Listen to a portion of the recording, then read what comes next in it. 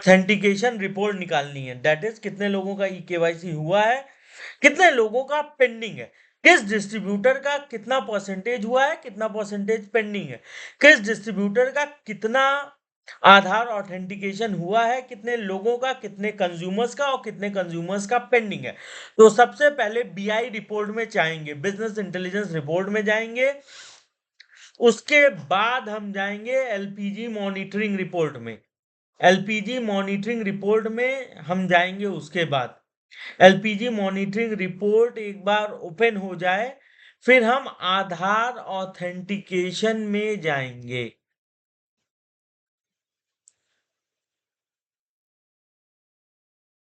LPG monitoring report open होने के बाद ऑपरेशनल मॉनिटरिंग में जाएंगे, और ऑपरेशनल मॉनिटरिंग में जाने के बाद आधार ऑथेंटिकेशन में जाएंगे।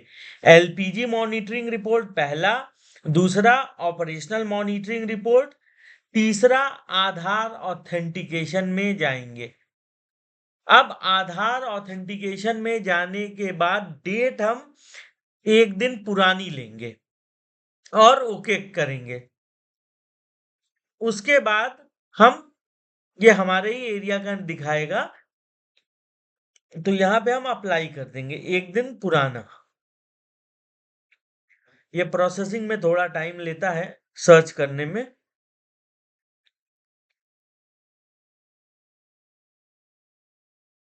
हो रहा है, प्रोसेसिंग हो रही है।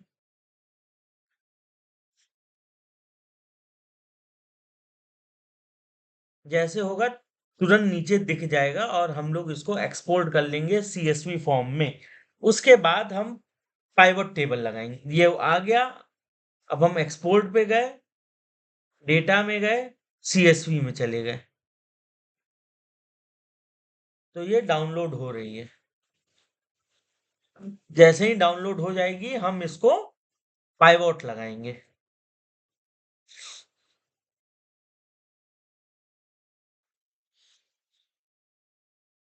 Download taking place, download is completed. अब डाउनलोड कंप्लीट हो गई। अब हम ओपन करेंगे वो फोल्डर। वो अब हम आधार ऑथेंटिकेशन रिपोर्ट वाला फोल्डर ओपन करेंगे। Don't convert, auto fit column with कर लेते हैं एक बार, ताकि बड़ा बड़ा दिख जाए। और इसके बाद हम अब पाइवॉट इसमें लगा देंगे। एक बार देख लेते हैं क्या क्या है। Customer strength, authentication method, distributor code, state office, area office, complied, available. ठीक है।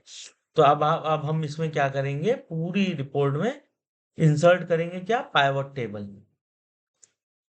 पाइवट टेबल इंसर्ट करेंगे। डिस्ट्रीब्यूटर नेम आपका रो में आ जाएगा, और डिस्ट्रीब्यूटर नेम रो में आ जाएगा।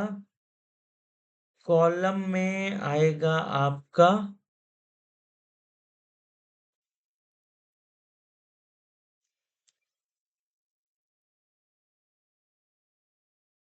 तो ये डाउनलोड हो गई है एक्सेल।